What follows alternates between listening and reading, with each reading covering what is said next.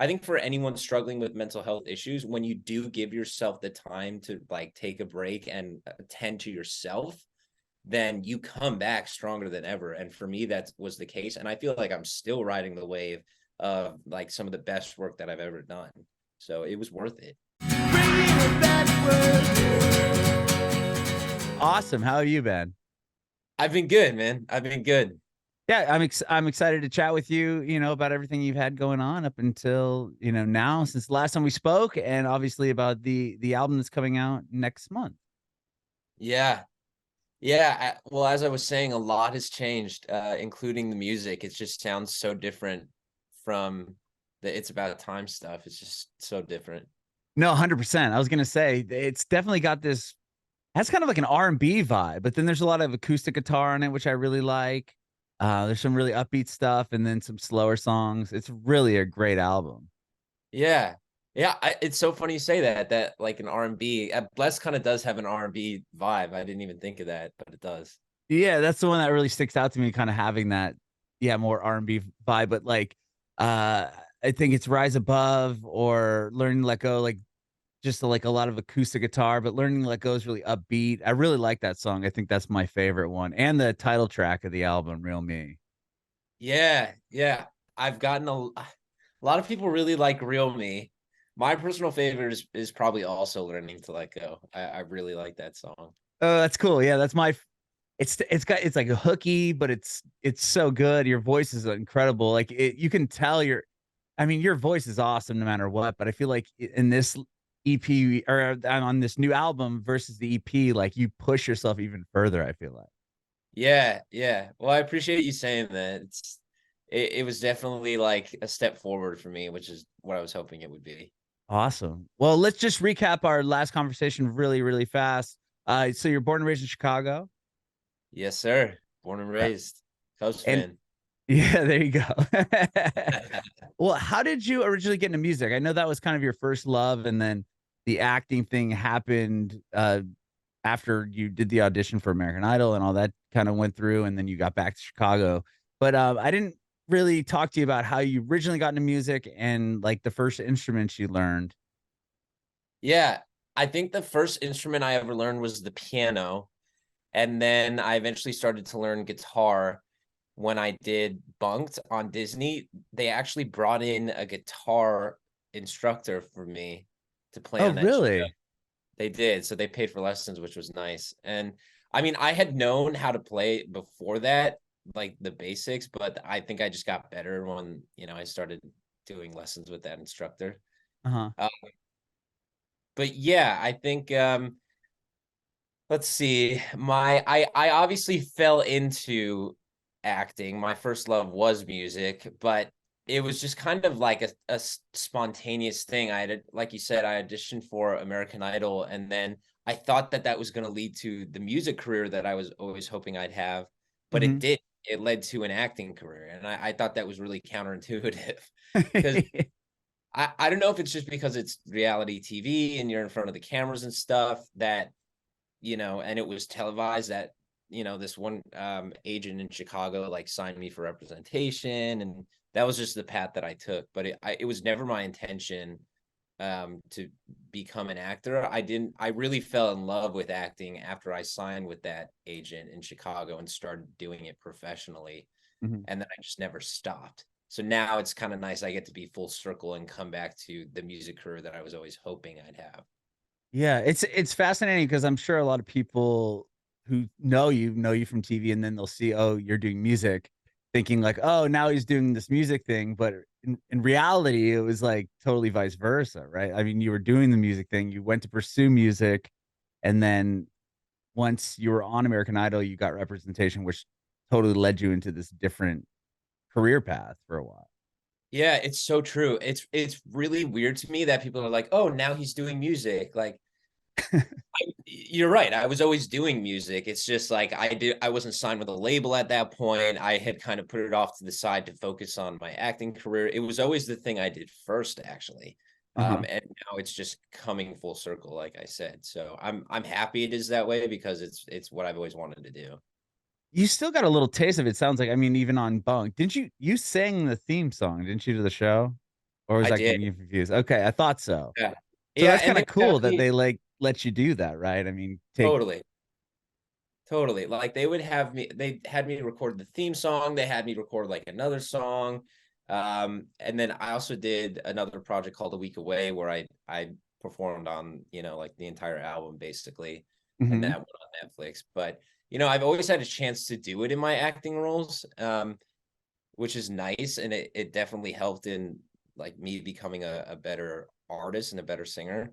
But the other thing that people may not know is that like when I was shooting Bunk'd, I think it was every Wednesday and Friday, no, Monday, Wednesday, Friday. Yeah, 3 days a week. After I would go shoot on Bunk'd, I had a standing appointment with a producer in the San Fernando Valley who I would drive over there and write music, and we would write a song a day. So by the time I Wow. did that for like a whole year, I had written like, 200 songs, and that was the stuff that I was shopping with labels. And but I did that at the same time that I was shooting Bunk'd, and I did it quietly. I didn't tell my Bunk'd producers or anything that I was doing that.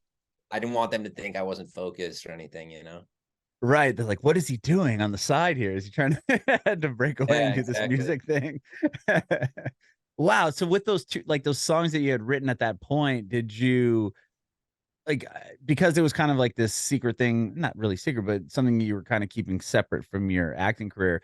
Were you trying to go out and like replaying any of that stuff live, or was it really just honing your craft in the studio with this producer? It was a little bit of both. I like to think in retrospect that it was mostly me honing my craft. But there were maybe a handful of songs that I did release, but none of them are live now. I think the label asked me to take them down when we started fresh, which, makes sense to me. Mhm. Um, but yeah, I think there were maybe like 6 or 7, maybe 8 songs that I released from that time. Oh, They're okay. obviously like, if I were to release them now, they're not representative at all of who I am as an artist today. And my writing has gotten a lot stronger. So yes, it was mostly me honing my craft in retrospect. Yeah, I mean, that's I've talked to a lot of artists that do that, right? I mean, when you first start, you're just putting stuff out like, okay, this is really cool. And then as you grow and grow and grow, and now it's like if somebody heard those, it would probably sound 100% different than what you're doing right now. And then be like, Totally. oh, well, this isn't the same person. Well, yeah, it is. I grew. Watch. Exactly. Yeah. And like there was still a lot of benefit to it. Like I said, like I used it a lot for like shopping internally. I met with like different labels. I think I met with Island Records. I met with Universal Music Group in Santa Monica, which, Capitol CMG is owned by Universal, so it kind of worked out. Mhm. Uh, but yeah, so I was using them internally, but it just didn't work out. Like I think Island was looking for something different.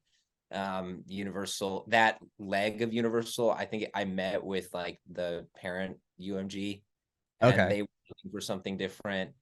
But then like after a week away, I had this like really fresh batch of songs that were starting to get really good, and I sent them to Capitol CMG, and that's when they were like, okay, this is kind of what we're looking for, and I signed with them. So it And worked out. is that with It's About Time? Was that that batch of songs? Or is it even No, prior to that was that? Oh, actually wow. later.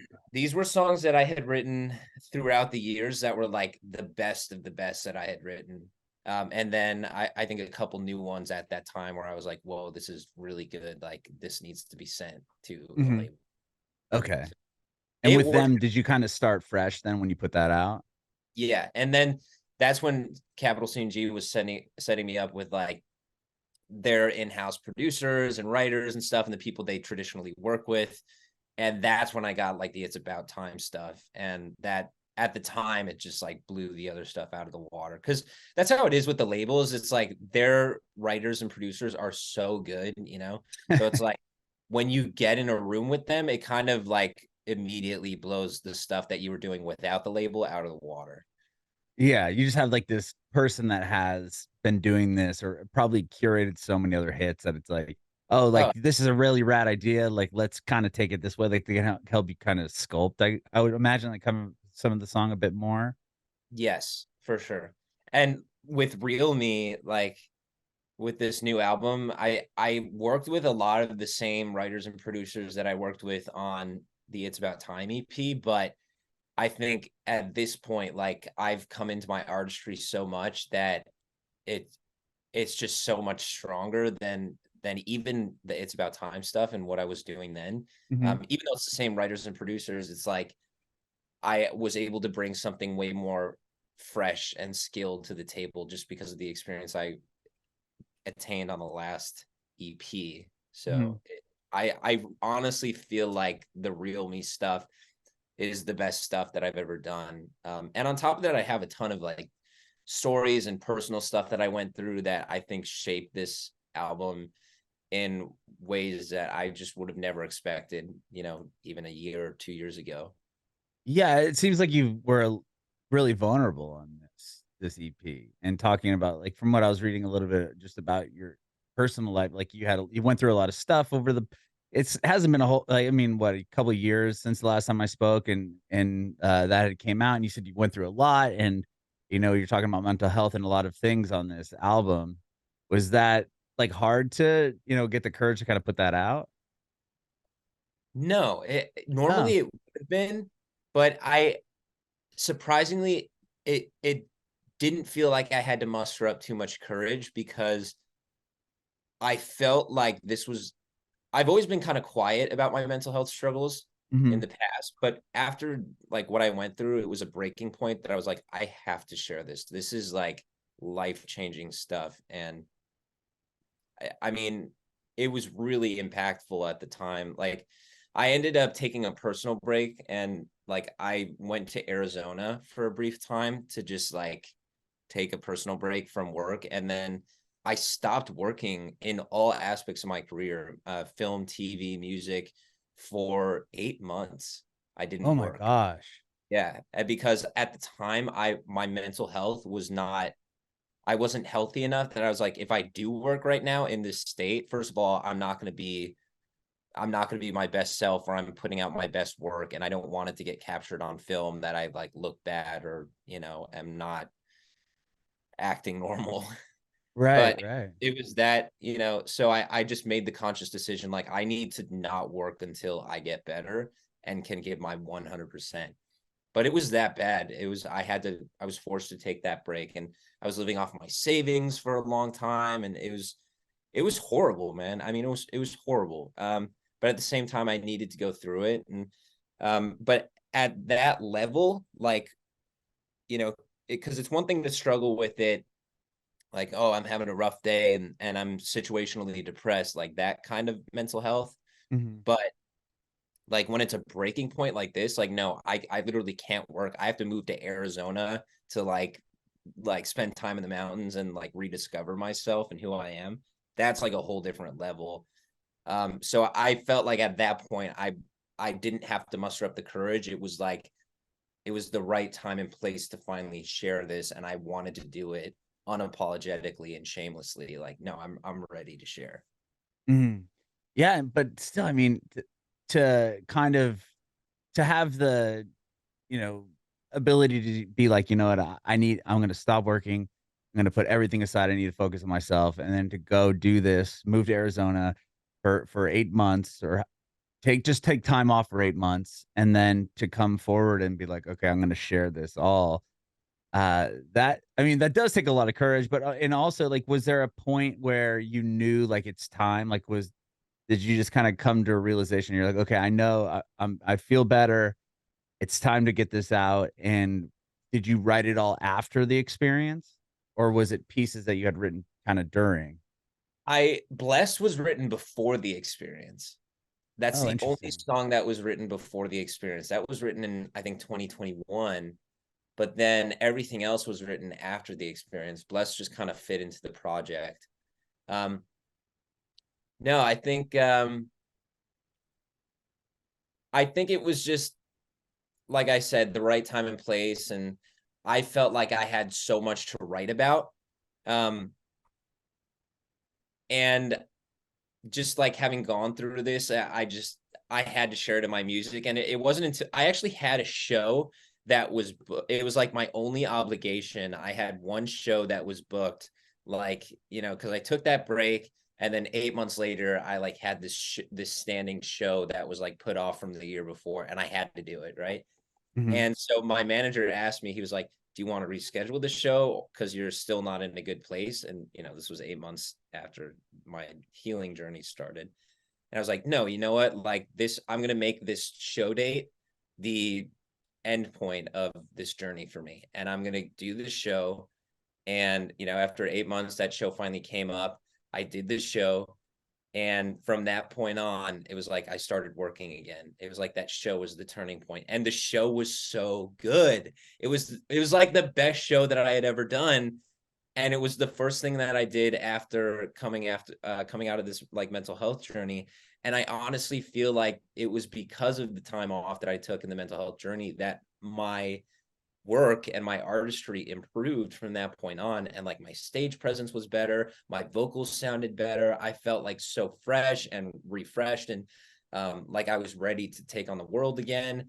So it's just proof that like I think for anyone struggling with mental health issues, when you do give yourself the time to like take a break and attend to yourself, then you come back stronger than ever. And for me, that was the case. And I feel like I'm still riding the wave of like some of the best work that I've ever done. So it was worth it. Wow, that's incredible to hear, to go out there and then just kill it, right? I mean, to set a date. Okay, on this day, I'm not gonna reschedule the show. I'm just gonna go out and play it. And then to just bring it, and then just kind of at that point know, okay, this has been the best show I've ever done. It's time to move forward. It's time to continue to work. Yeah, I'm not gonna lie, I was terrified like to do that show because I was like, am I ready for this? Like, what if I screw up and I like have a breakdown again, whatever. But after the show was done, my musical director, who's been on the road with me for years, he texted my manager. My manager's like anxiously waiting. How did it go? How did it go? Is he all right? Sure, And right. the musical director's like, it was one of the best shows he's ever done. I don't know what happened in Arizona, but he's back. And I was like, hell yeah. That's awesome. That is awesome. And then do you start at that point, okay, I it's time to work. Do you come back to Nashville to do this new album? Because I know you worked on the or you did the first album in Nashville, or the EP in Nashville, right? So part of it was done in Nashville, and then part of it was done in LA. That it was kind of split, that last EP. Surprisingly, most of this new album was done in LA. Oh, interesting. And that has to do with the fact that my executive producer, Sean Cook, is based here.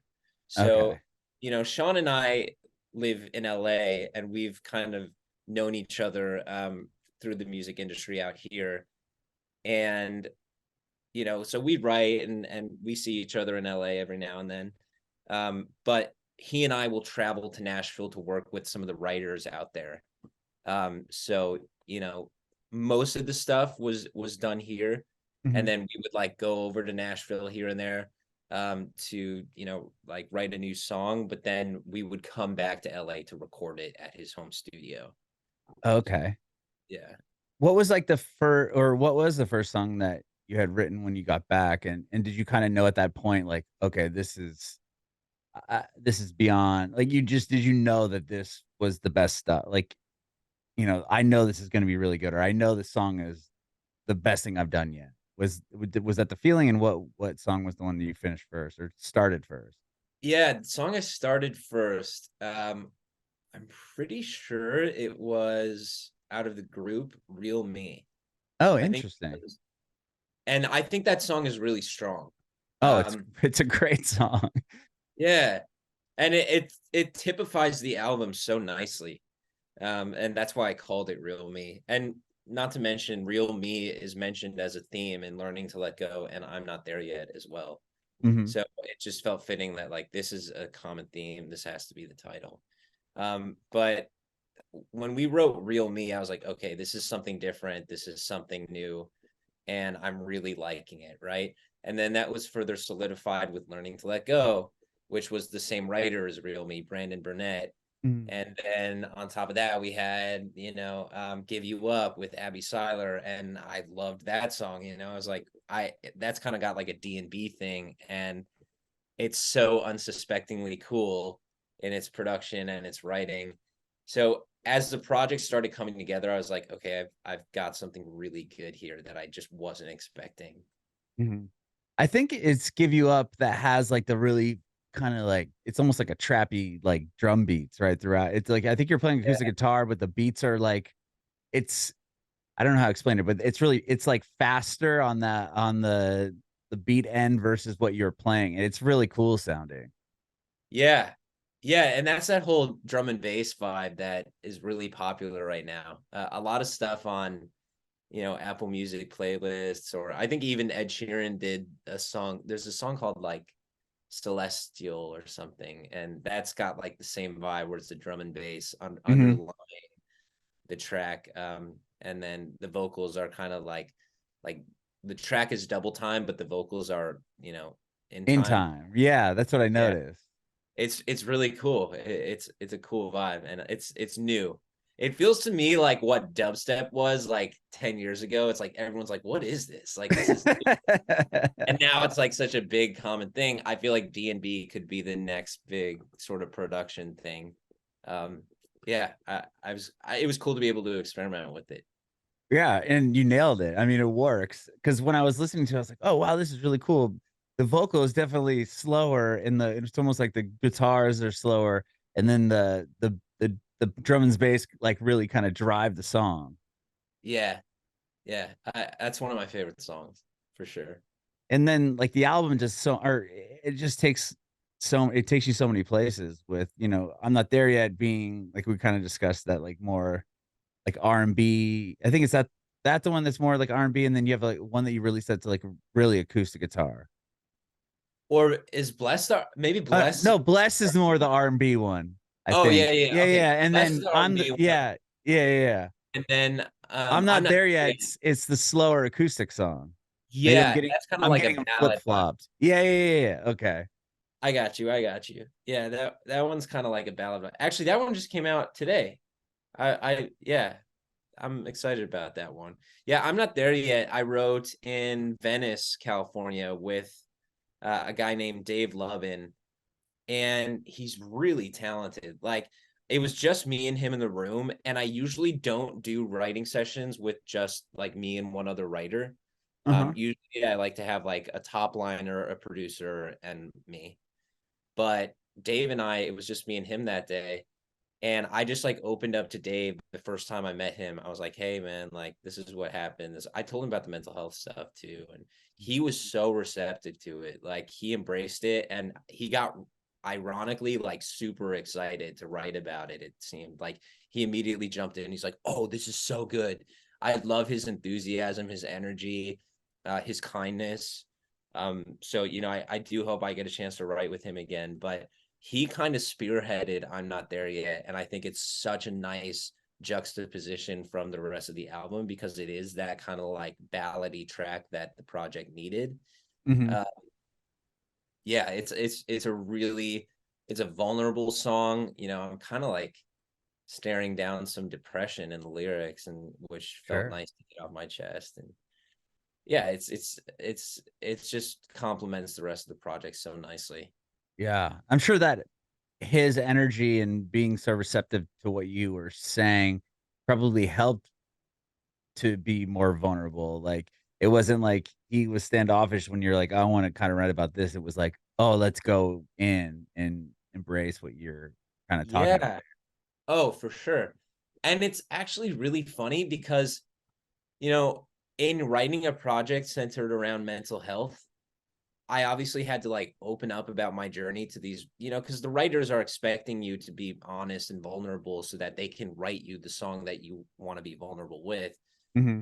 And so sometimes I'm meeting these people for the first time, and I like right off the bat have to tell them this really vulnerable story, but they're so supportive and they embrace it. And I think that's a testament to the music industry and the songwriting community in general, is that like they're so used to hearing all this like heavy stuff that, they just want to like do the artist justice and the song justice.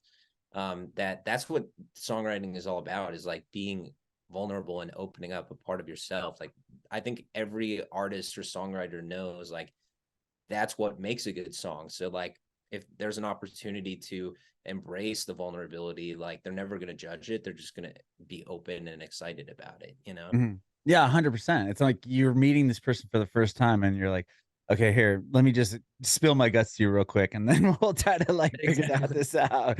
It's like a therapy Oh session man, almost to someone that it's you've scary. never met. It's scary. It's scary, but it's rewarding and it's worth it.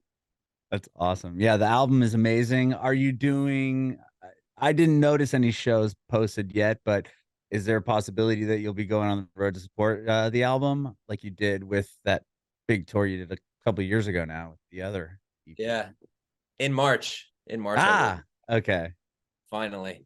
That was always the plan. We wanted to wait until this album released, and then I believe March I start a tour, and that will go until maybe April or May.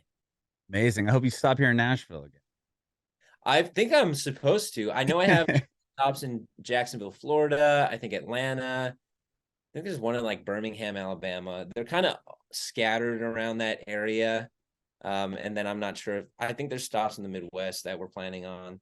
But yeah, there will be a stop in Nashville for sure.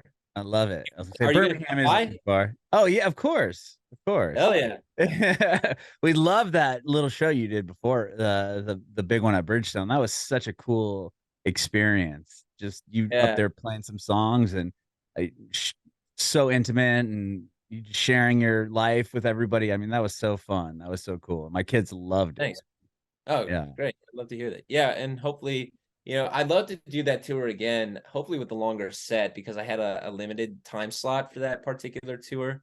Yeah. Uh, but I'm hoping it's kind of, you know how it is. It's like a consortium of artists. So Yeah, it's there's a not, big lineup, right? yeah, yeah. So no one has like a really long set. Like even the headliner only plays for like 40 minutes, which doesn't Yeah, seem like a lot. that's not a So, lot. I'm hoping that if I were to ever go back, it would be a slightly longer set so that I could have an opportunity to play even more music.